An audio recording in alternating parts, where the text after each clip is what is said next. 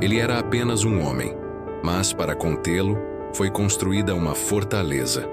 Não uma prisão comum, com grades, celas e vigias sonolentos. Era algo diferente, uma estrutura arquitetada como uma armadilha de precisão, feita sob medida para um único ser humano. Como se o mundo dissesse: se esse homem escapar, nada mais segura o caos. Seu nome era Joaquim Guzmán Loera. O mundo o conhecia por outro: El Chapo, traficante, fugitivo, mestre da evasão. O chefe do cartel de Sinaloa não era apenas perigoso. Ele era imprevisível.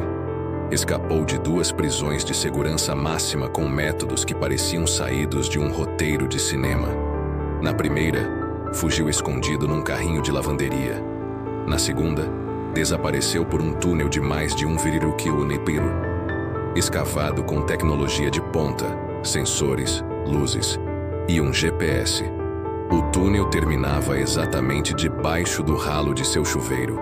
Depois disso, ficou claro: nenhuma prisão comum poderia contê-lo. Foi quando os Estados Unidos tomaram uma decisão drástica: designaram um lugar do qual nem o próprio tempo poderia escapar. Uma prisão feita não para 100, nem para 10, mas naquela ocasião praticamente para um único homem. O nome dela era ADX Florence, um AU. À primeira vista, Florence parece um enorme bloco de concreto plantado no meio do deserto do Colorado. Inofensiva, fria, silenciosa. Mas por dentro ela é uma máquina de apagar pessoas. Um labirinto de isolamento extremo. Cada cela é feita de concreto maciço. As janelas são tão estreitas que nem mostram o céu. As portas são automáticas, blindadas e trancadas digitalmente. As paredes escondem sensores, escutas e câmeras. E as rotinas são calculadas com precisão militar. Ninguém cruza com ninguém. Ninguém fala com ninguém.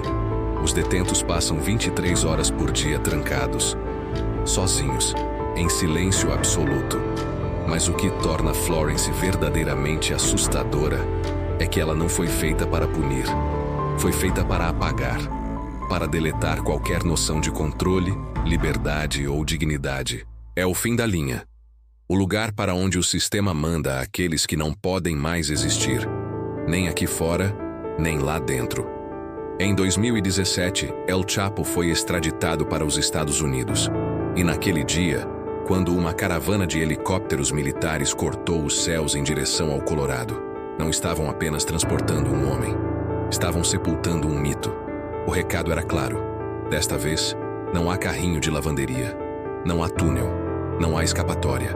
Seu número de prisioneiro: 89994. Às 6 horas a luz acende. Às 22 horas se apagam. Ele come sozinho. Caminha sozinho, em um pátio cercado por muros mais altos do que um prédio de 5 andares. O contato humano se resume a comandos curtos por interfone e vigilância silenciosa através de vidros blindados. Nenhum guarda se aproxima sem protocolo. Nenhum detento vê o outro. Não há vozes, só o som do sistema de ventilação e o próprio pensamento.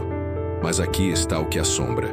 Não importa quantas toneladas de concreto o cercam, a mente de El Chapo ainda está ativa.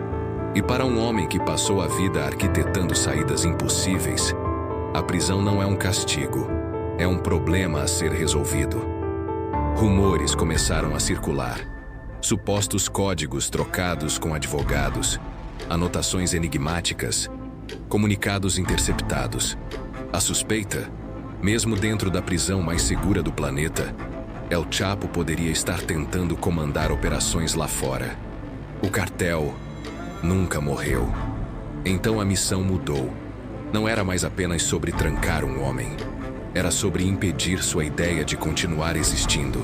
Aos 62 anos, o narcotraficante que acumulou bilhões, corrompeu governos, assassinou rivais e zombou do sistema, agora vivia como um espectro, selado atrás de uma parede onde até a esperança é silenciada.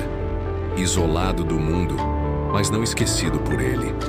Porque quando você precisa construir uma prisão inteira só para manter uma pessoa dentro, essa pessoa nunca está realmente contida.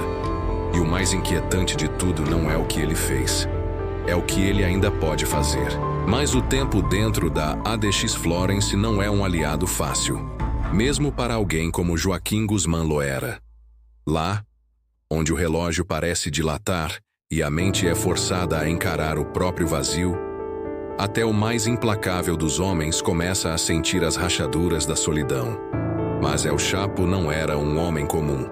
A prisão, para ele, era um desafio a ser decifrado. Um labirinto mental onde sua astúcia e perseverança seriam suas únicas armas. Enquanto o mundo lá fora imaginava que o fim daquele capítulo era a simples confinação de um criminoso, dentro das paredes grossas de concreto, o jogo continuava. Não havia mais corredores para fugir, nem túneis para escavar, mas havia a comunicação, uma teia invisível de códigos, sinais e mensagens escondidas. Advogados que visitavam com frequência, e-mails monitorados, cartas censuradas. Nada disso deteve a criatividade do chefe do cartel de Sinaloa. Usando palavras que pareciam inocentes, ele enviava ordens cifradas. Mensagens que soavam como reclamações sobre comida ou reclamações sobre as condições da cela, continham, na verdade, coordenadas, ordens e estratégias. Cada frase era meticulosamente planejada para parecer banal e escapar da vigilância. O poder que Joaquim exercia sobre seu império não se desfez simplesmente porque seus pés estavam presos no deserto do Colorado. De fato, o medo só aumentou. As autoridades descobriram que membros do cartel começaram a agir com mais brutalidade, com operações mais ousadas, como se tentassem compensar a ausência do líder físico.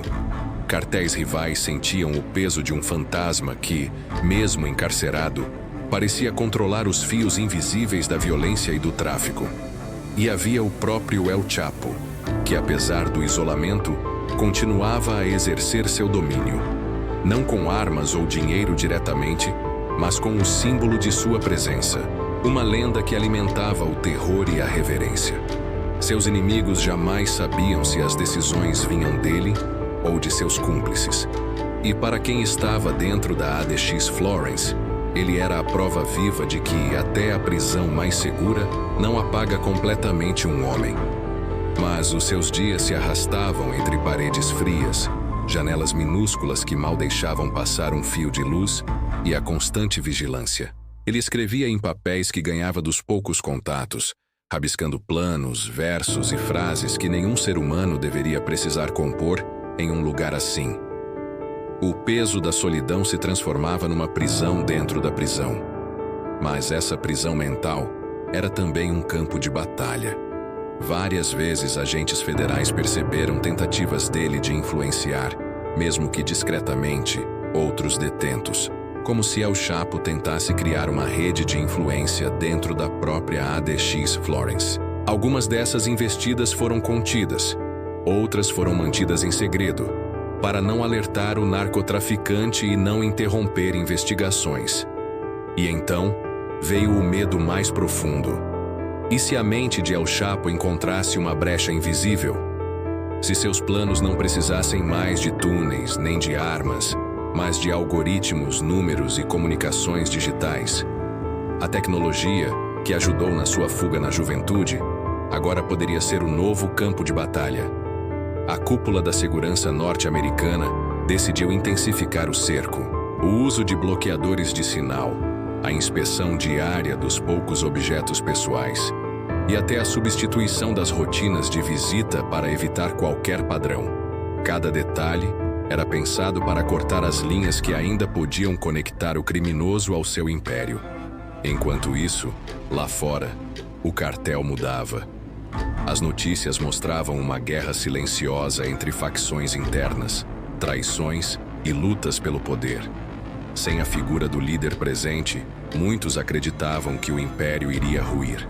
Mas por outro lado, esse vácuo de comando gerava um caos imprevisível, onde a violência explodia com mais frequência e ferocidade.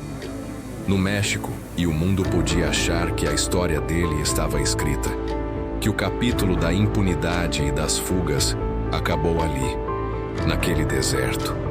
Mas a verdade é que quando se constrói uma prisão para um homem como Joaquim Guzmán, não se prende só o corpo.